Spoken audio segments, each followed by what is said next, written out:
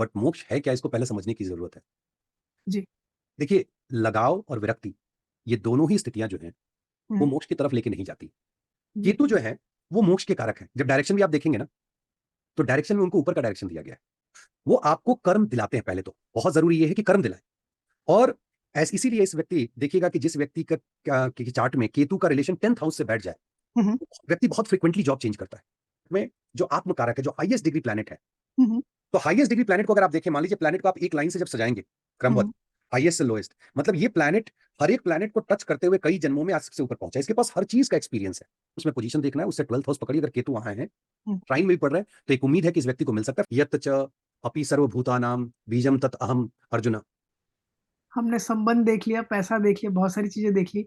अब फाइनली मोक्ष की तरफ बढ़ते हैं, तो क्या क्या मतलब मतलब इन किस तरह ये कारक बनते हैं मोक्ष के जीवन में, या फिर कैसे इंडिकेट करते हैं, या उनका कोई रोल है, नहीं है, छोटा रोल है, बहुत बड़ा रोल है? सुशील जी, मोक्ष एक ऐसा टॉपिक है जिसपे बातें तो सब करना चाहते हैं, बहुत कम लोग उस रास्ते चलना चाहते हैं। जी बिल्कुल। हर कोई मोक्ष की बात कर रहा है, बट मोक्ष है क्या, इसको पहले समझने की जरूरत है। जी। देखिए, लगाव और विरक्ति, ये दोनों ही स्थितियां जो हैं वो हम्म। मोक्ष की तरफ लेके नहीं जाती। अगर कोई व्यक्ति कहता है कि मुझे विरक्ति है संसार से, वो भी तो एक मतलब एक लगाव ही एक है। भाव है अंदर, हाँ, भाव है। एक भाव है। जी। तो कर्मा थ्योरी ये कहती है कि जब आप कर्म को करके आगे बढ़ जाते हैं, एक हम्म। मुझे याद नहीं है कि मैं किस किताब में पढ़ रहा था, बड़ी अच्छी एक स्टोरी थी कि ये बच्चे के पिता की तबीयत खराब थी और बच्चा जो है दिन रात सेवा कर रहा था, दिन हम्म। रात। और पूरे मोहल्ले के लोग मतलब बहुत खुश होते थे देख करके कि पुत्र अपने पिता की सेवा कर रहा है। और फिर पिता की मृत्यु हो जाती है, और हम्म। क्रियाक्रम करने के बाद वो बच्चा अगले दिन अपने कर्म काम के लिए ऑफिस निकल जाता है। हम्म। हर कोई सरप्राइज था, कैसे कैसे होता, इतना प्रेम था दोनों के बीच में। लेकिन जब उससे पूछा जाता है, तो वो व्यक्ति एक्सप्लेन करता है कि वो कर्म था। पिता हैं, तबीयत खराब है, उनकी सेवा करना है, ये मेरा कर्म है। हम्म। ना तो मुझे उनसे कोई लगाव वाली बात है, ना विरक्ति वाली बात है। हम्म। ठीक है, वो कर्म था, मैंने पूरा किया, अब आगे बढ़ा, अब ऑफिस जा रहा हूं, वो कर्म खत्म करूंगा। जी। केतु जो है वो मोक्ष के कारक है। जब डायरेक्शन भी आप देखेंगे ना, तो डायरेक्शन में उनको ऊपर का डायरेक्शन दिया गया है। हम हम्म। लोग देखते हैं नॉर्थ ईस्ट साउथ, फिर डायगनल पकड़ते हैं। जी। ठीक है, ऊपर का डायरेक्शन जो है वो केतु का है। हम्म। और केतु की तो एक और अच्छी बात क्या है ना, कि वो फर्स्ट हाउस में केतु जो है वो पूरा रोटेट ही नहीं करना चाहते हैं। वो नहीं जाना चाहते हैं पूरा क्लॉक एंटी क्लॉकवाइज। वो सीधा बोलते हैं कि मुझे जंप करा दो मोक्ष की तरफ, हम्म। फर्स्ट से 12th में करा दो, बस बात खत्म, जन्म हुआ मोक्ष मिल जाए। जबकि ऐसा होता नहीं है। उनको 12 घर है, इसलिए पराशर ऋषि ने कहा 12 घर भोग के तब आपको पहुंचना है मोक्ष के लिए। जी। तो ये जरूरी है समझना कि केतु जब मोक्ष कारक जो सीधा ऊपर लेकर के जाते हैं, वो हम्म। आपके लाइफ में रोल क्या प्ले कर रहे हैं। वो आपको कर्म दिलाते हैं। पहले तो बहुत जरूरी ये है कि कर्म दिलाए। और इसीलिए इस व्यक्ति देखिएगा कि जिस व्यक्ति की चार्ट में केतु का रिलेशन 10th हाउस से बैठ जाए, हम्म। व्यक्ति बहुत फ्रिक्वेंटली जॉब चेंज करता है। अच्छा। क्यों? एक जगह गया, 10 लोगों से उसकी बातचीत हुई, प्रोजेक्ट हम्म। डिलीवर किया, चाय पिया, खाना खाया, घुमा फिरा, ये वो, karma over, move to the next company. अच्छा। ग्रुप ऑफ पीपल से फिर मिला, कर्मा हम्म। कैंसिल किया, खत्म किया, ओवर कैंसिल नहीं, ओवर किया, नेक्स्ट। हम्म। हम्म। केतु हमेशा इंश्योर करते हैं कि आपको वो सारी चीजें, वो स्थितियां ला के दें, वैसी स्थितियों में रखें हम्म। जहां आप अपने कर्म को पूरा करें और फिर आगे मूव ऑन कर जाएं। जी। और तभी आप मोक्ष को पा सकते हैं, क्योंकि मोक्ष को पाने के लिए लगाव और विरक्ति, इन दोनों भाव से दूर हटना होगा। बिल्कुल। लेकिन अगर चार्ट में देखने की बात हो, हम्म। तो चार्ट में एक कॉन्सेप्ट, अगर जैमिनी की बात करें तो आत्म कारक, वहां पे हम चर कारक की बात करते हैं। अब हम्म। बहुत लोग 7 चर कारक बोलेंगे, बहुत लोग 8 बोलेंगे। जो मैंने पढ़ाई पढ़ी है अपने गुरुओं से, उसमें हम लोग 8 लेके चलते हैं। राहु को भी इंक्लूड करते हैं, क्योंकि उनको डिजायर है कि कारक होने का मतलब किसी चीज के कारक, पिता के कारक हैं, माता के कारक हैं, भूमि के कारक हैं। हम्म। सारे प्लैनेट्स में अगर डिजायर है, तो राहु में भी डिजायर उनमें सबसे ज्यादा है, तो वो कारक क्यों नहीं? हम्म। केतु में डिजायर नहीं। केतु को माता पिता भूमि वाहन से कोई मतलब नहीं है, तो वो चर कारक में कहीं आते ही नहीं। फिर हम्म। उसमें भी है नैसर्गिक कारक है, स्थिर कारक है, चर कारक है, अलग अलग चीजें हैं। लेकिन जब हम चर कारक की बात कर रहे हैं, तो चर कारक में जो आत्म कारक है, जो हाईएस्ट डिग्री प्लैनेट है, हम्म। तो हाईएस्ट डिग्री प्लैनेट को अगर आप देखें, मान लीजिए प्लैनेट को आप एक लाइन से जब सजाएंगे क्रमबद्ध, हम्म। हाईएस्ट से लोएस्ट, मतलब ये प्लैनेट हर एक प्लैनेट को टच करते हुए कई जन्मों में आज सबसे ऊपर पहुंचा है, इसके पास हर चीज का एक्सपीरियंस है। जी। ये आपकी आत्मा को दिखाता है, आपके आत्मिक बल को दिखाता है, आपके पूर्व कई जन्मों के एक्सपीरियंस को दिखाता है।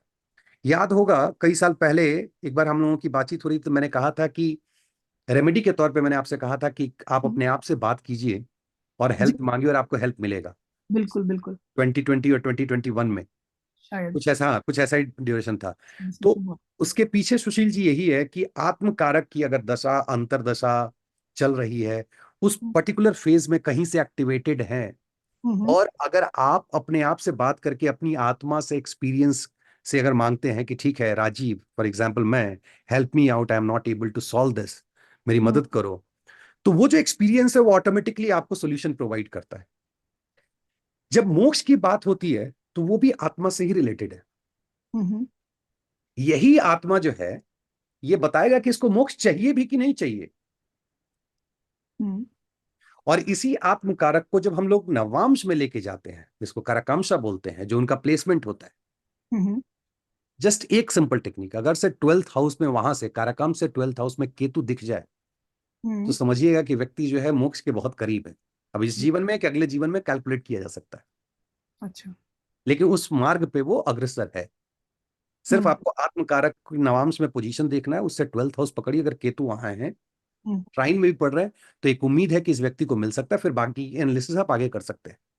बिल्कुल। अब एक चीज समझिए कि हम्म। सबसे बढ़िया जो चर कारक अगर है मोक्ष के लिए, हम्म। क्योंकि मोक्ष के लिए हर एक प्लैनेट्स को कहाँ देखना है। हम लोग बोलेंगे मोक्ष चाहिए, तो बोलेंगे देखो तो केतु से कोई कनेक्शन है क्या? जी। सन का कनेक्शन है, महादशा चल रही है, कोई गुरु मिलेंगे, मोक्ष के लिए कारक बनेंगे, रास्ता जी। दिखाएंगे, तो हम लोग केतु से कनेक्ट करते हैं। हम्म। अगर आपका आत्म कारक राहु हो जाए तब क्या? क्योंकि वो हमेशा एक साथ एक्सिस पे होता है, राहु और केतु।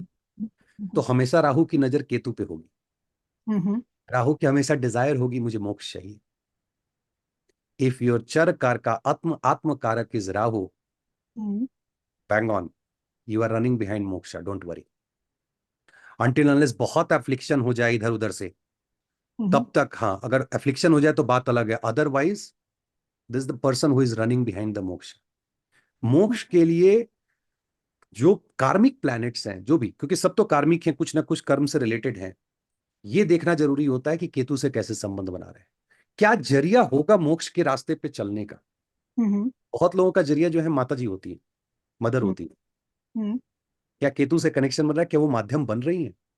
हम्म। क्योंकि नारायण ने भी कहा है कि सब कुछ कहते हुए भी 3 बार नाम लोगे तो मोक्ष मिलेगा, तुम सबसे अच्छे मेरे शिष्य हो। लेकिन हम्म। उन्होंने ये नहीं कहा था कि इन सब चीजों से लगाव रखना है, उन्होंने कहा था कर्म को परफॉर्म करते हुए जब मुझे याद करोगे तो। हम्म। क्योंकि सच बताऊं तो शुरू और अंत सब तो उन्हीं से है। जी। गीता अगर पढ़ें, और गीता का श्लोक है, यत् च अपि सर्वभूतानां बीजम तत् अहम अर्जुन।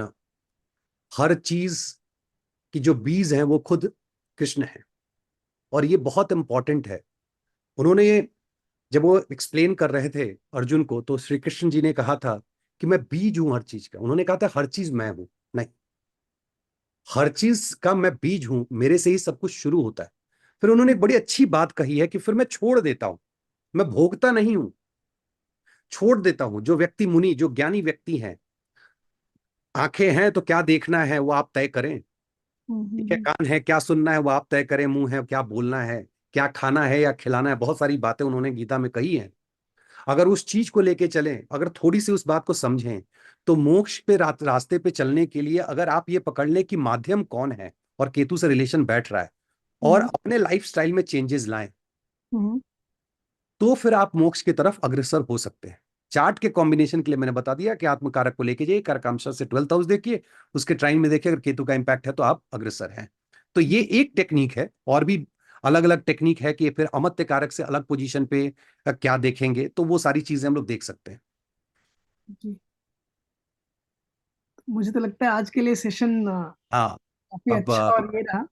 और कई चीजें ऐसा लगा कि मुझे मतलब ठीक है हम लोग बातचीत करते थे, लेकिन कई चीजों को मैंने समझा, और जब आप बात कर रहे थे तो मैं अपने लाइफ के बारे में, या फिर आप हाउस वाइज जब बता रहे थे कि राहु ऐसा करेंगे, केतु ऐसा करेंगे, तो मेरे जीवन में जो कुछ लोग हैं, उनका चार्ट तो नहीं जानता मैं, लेकिन उनका बिहेवियर जानता हूँ, या उनको एक सर्टेन वे में बिहेव करते देखा है, तो शायद मैं अब उनकी कुंडली जाके देखूंगा कि उनके कौन से घर में राहु केतु हैं, क्या इम्पैक्ट कर रहे हैं।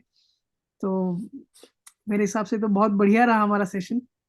हाँ नहीं, ये दोनों तरीके से, जब जो लर्नर्स हैं उनके लिए है जी। कि हर बार आप चार्ट देखिए जरूरी नहीं है, पहले चार्ट देखिए जरूरी नहीं है। हम्म। आपको पहले बार बहुत बार जो है वो नेचर और हम्म। इवेंट देखना है, और तब देखना है कि चार्ट में दिख रहा है कि नहीं। जी। बहुत बार व्यक्ति का चार्ट देखना है, हम्म। उसके नेचर के बारे में बताना है, उसके जी। इवेंट्स के बारे में बताना, देखना है कि मैच कर रहा है कि नहीं कर रहा है। बिल्कुल। तो जैसा आपने कहा कि आप आसपास में कुछ लोगों को जानते हैं जिनका व्यवहार ऐसा है, कभी हम्म। मौका लगेगा चार्ट देखेंगे तो आपको पता चलेगा कि अच्छा, इसलिए बिल्कुल। ऐसा है। इसलिए ऐसा है। तो वह, हाँ। और अगर धीरे धीरे जब आप प्रैक्टिस करने लगते हैं इन सब चीजों को, जब आप राहु केतु या किसी भी प्लैनेट से रिलेटेड चीजों को समझने लगते हैं, हम्म। और अगर आपका प्रेडिक्शन सही जा रहा है व्यक्ति को देख के, बात करके, समझ के, तो उसके लाइफ के बाकी एस्पेक्ट को भी आप समझ सकते हैं। और फिर आपको पता है कि इस व्यक्ति के साथ चलना है कि नहीं चाहिए, क्योंकि हर व्यक्ति अपने जीवन में जानना चाहता है कि मैं कैसे ग्रुप में रहूं। ये भी जी। एक तरीका है जानने का कि क्या जब मैं इस व्यक्ति के साथ रहूंगा तो मुझे फायदा होगा या नुकसान होगा। अब देखिए, जैसे एक लास्ट एक मैं बस एक सूत्र बताता हूं। हम्म। मार्स और केतु साथ में हो, पिशाच योग है। हम्म। पिशाच का काम क्या होता है? खून पी लेना। बचपन से हम लोग दादी यही सुनाते आई है। जी। जिस व्यक्ति के ये कुंडली में हो, और हम्म। आपकी कुंडली में मार्स और केतु बहुत अच्छे नहीं हो, नजदीक जाके देखिएगा, बाली वाली हालत होगी, आधी शक्ति आपकी चली जाएगी। हम्म। अब इसको आप अलग ढंग से भी देख सकते हैं। हम्म। पिशाच का मतलब सिर्फ खून खींचना नहीं है, इसका मतलब उस व्यक्ति के अंदर इतना सम्मोहन है। अगर फर्स्ट हाउस से रिलेटेड हो जाए, हम्म। तो वो आभा है उसके चेहरे पे, वो सम्मोहन है, क्योंकि मार्स मेटाबॉलिज्म को भी दिखाता है। फर्स्ट हाउस में अगर कनेक्शन जोड़ दिया, मेटाबॉलिज्म अच्छा हो जाएगा, चेहरा बढ़िया हो जाएगा। हम्म। तो ब्लड फ्लो को वो दिखाता है, और ब्लड फ्लो से ही आपके चेहरे की चमक हम लोग देखते हैं। तो व्यक्ति इतना सम्मोहक है कि वो किसी को अपनी ओर आकर्षित कर लेता है। आकर्षित करने के बाद परिणाम पॉजिटिव होंगे या नेगेटिव होंगे, ये अलग चर्चा का विषय है। बट हाँ, आज बहुत बढ़िया रहा, आपसे बात करके बहुत अच्छा लगा सुशील जी। और मुझे भी कोशिश हम बहुत। लोग करेंगे कि भविष्य में जब कभी भी हम लोगों को मौका लगे, किसी न किसी टॉपिक पे बात करते रहें। और इस तरह से आप और हम एक दूसरे से जुड़े भी रहेंगे। और आप जब कभी भी बैंगलोर आइए, श्री श्री रविशंकर जी के आश्रम में, आर्ट ऑफ लिविंग में, तो जी। वहीं पे हूँ, मिलेंगे हम लोग। और बिल्कुल। फिर हम लोगों की फिर मुलाकात होगी। जी राजीव जी, बिल्कुल। बहुत बहुत धन्यवाद आपका। और हम लोग सेशन करते रहेंगे आगे ऐसा।